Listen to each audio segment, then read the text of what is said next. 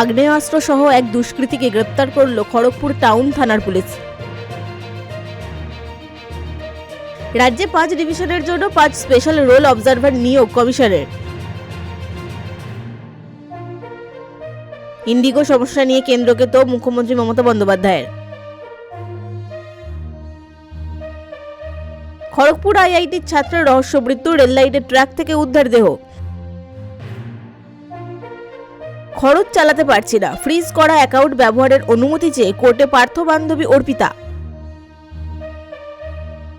কালিম্পংয়ে পানীয় জলের সমস্যা সমাধানে 196.5 কোটি টাকা বরাদ্দ করল কেন্দ্র সরকার।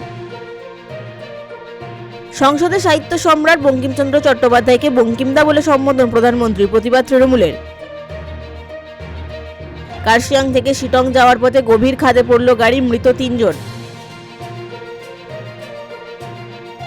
5 লক্ষের বেশি ওয়াকফ সম্পত্তি নথিভুক্ত হলো কেন্দ্রের পোর্টালে। অবসর ভেঙে ফের খেলার সিদ্ধান্ত বাংলাদেশি ক্রিকেটার সাকিব আল হাসানের।